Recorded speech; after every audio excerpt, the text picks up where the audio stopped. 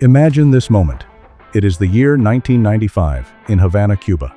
The streets are alive with classic American automobiles from the 1950s.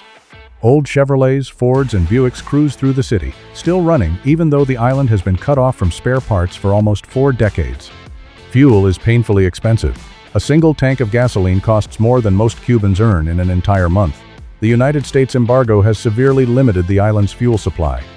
Inside a small workshop on Calle 23, a mechanic named Julio Alvarez is studying a worn-out 1956 Chevrolet Bel Air. The car has a blown head gasket, and the owner cannot afford the $20 it would take to fill the fuel tank, assuming gasoline could even be found. But Alvarez is not thinking about gasoline. Instead, he is thinking about something else entirely. The gallons of used cooking oil restaurants throw away every night behind their kitchens. Oil nobody wants. Oil that is free. He looks at the Chevy's 265 cubic inch V8 engine and asks himself a strange question. What if this engine could run on old French fry grease? This is the story of how a Cuban mechanic challenged 60 years of automotive engineering, built a fuel system so clever it technically violated American patent law, and unintentionally started a mechanical revolution that kept thousands of classic American cars alive in a country that supposedly should not have them anymore. To understand why Alvarez's cooking oil conversion was such a bold challenge to conventional engineering, we have to go back to the year 1955. That was when Chevrolet introduced the famous small-block V8 engine that would become one of the most successful power plants in automotive history. Engineers at General Motors designed the 265 cubic inch engine to do one thing perfectly: burn high-octane gasoline. The compression ratio was carefully set at 8:1, ideal for the leaded gasoline used at the time. A Rochester 2-barrel carburetor sprayed fuel into a fine mist and mixed it with air at a precise ratio of 14.7 parts air to 1 part fuel. Every component of the engine was built around gasoline's chemical properties. The fuel pump delivered between 5 and 7 psi of pressure, perfect for gasoline's thin viscosity. The intake manifold was shaped to handle gasoline's fast vaporization. Even the combustion chambers were designed to match gasoline's flame speed of about 30 feet per second. General Motors invested millions perfecting this system, and it worked beautifully. But by 1995, Cuba's situation had completely changed. The island had been under a United States embargo for 35 years. For decades, the Soviet Union had supplied Cuba with cheap petroleum. Then the Soviet Union collapsed only 4 years earlier. Suddenly, Cuba entered what locals called the special period, a polite phrase for a severe economic crisis. Fuel imports dropped by 85%. Gasoline, when it could be found, cost more per gallon than many Cubans earned in a week. Meanwhile, those beautiful classic American cars, the same ones tourists loved photographing, were draining their owners' savings. A 1956 Bel Air averaged maybe 12 miles per gallon. At Cuban fuel prices, that meant driving cost about 45 cents per mile. The average monthly Cuban salary in 1995 was about $20. Something had to change. Julio Alvarez was not the first person to think about vegetable oil as fuel. In fact, Rudolf Diesel himself once demonstrated his engine running on peanut oil at the 1900 World's Fair in Paris. But diesel engines and gasoline engines work very differently. Diesel engines ignite fuel using compression instead of spark plugs. They squeeze air so tightly that the temperature becomes hot enough to ignite fuel automatically. Their compression ratios often range between 14:1 and 23:1.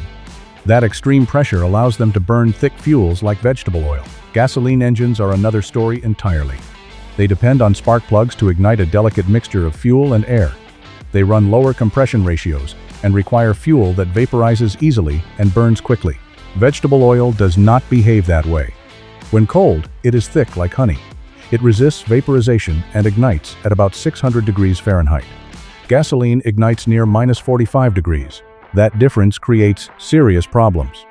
When people tried running gasoline engines on vegetable oil, the thick fuel would not flow properly through the lines, especially during cool mornings when Havana temperatures could fall to around 65 degrees. Even if the oil reached the carburetor, it would not atomize into a fine mist. Instead, it entered the cylinders in sticky droplets. Spark plugs fouled almost immediately.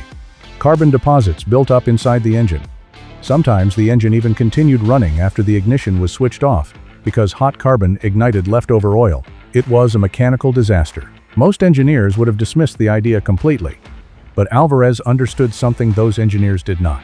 In Cuba, you do not have the luxury of saying something cannot be done. You either make it work or you walk. His solution began with a second fuel tank dedicated to vegetable oil while keeping the original tank functional.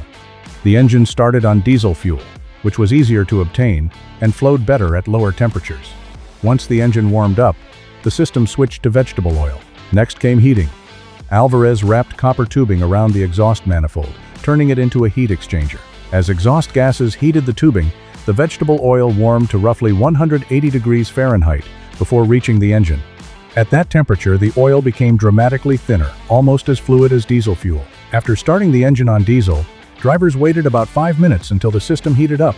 Then they manually switched the fuel supply to vegetable oil. Before shutting down, they switched back to diesel for about 30 seconds. That final flush prevented vegetable oil from cooling and solidifying inside the fuel lines overnight. But the carburetor still posed a problem. Even heated vegetable oil was too thick. So Alvarez performed a radical modification.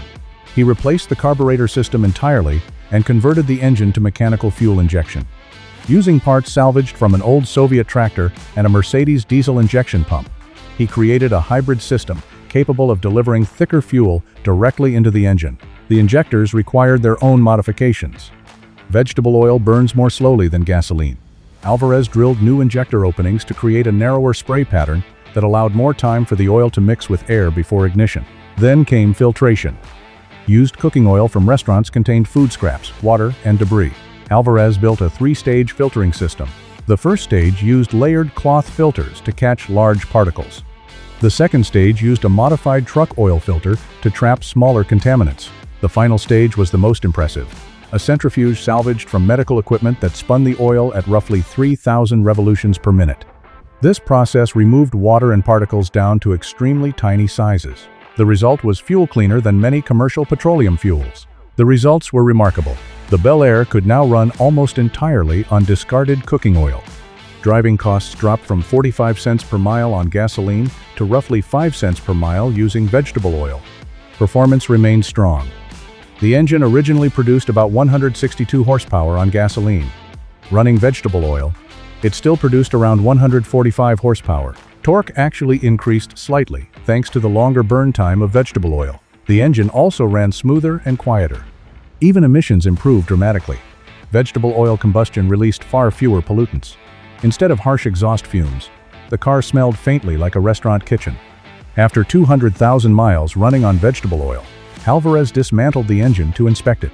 To his surprise, wear inside the cylinders was lower than typical gasoline engines. Vegetable oil's natural lubricating properties had protected internal parts.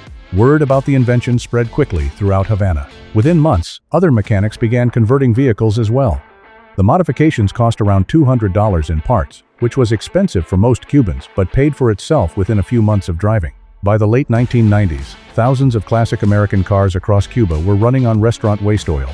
Restaurants that once paid to dispose of used oil now sold it to drivers. A new underground economy appeared: oil collectors, filtration specialists, mechanics, and even chemists experimenting with additives. By the early 2000s, the system had spread even further, powering buses, tractors, and generators. In time, an estimated 15,000 Cuban vehicles were operating on vegetable oil. The Bel Air that started the whole experiment became something of a legend. It eventually passed 400,000 miles running on cooking oil. Later, it reached 500,000 miles. Even after decades, the original system continued functioning with only minor maintenance. Julio Alvarez never patented his design. He never became wealthy from it. He simply continued working in his garage on Cal 23, helping people keep their cars alive. When he died in 2018, hundreds of vegetable oil-powered cars joined his funeral procession. His invention proved something powerful. Innovation does not always come from billion-dollar laboratories. Sometimes it comes from necessity.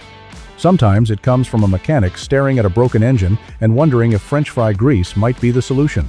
And somewhere in Havana today, a 70-year-old American V8 engine is still running on cooking oil, smoother, cleaner, and cheaper than many modern cars. All because one mechanic refused to believe that something was impossible.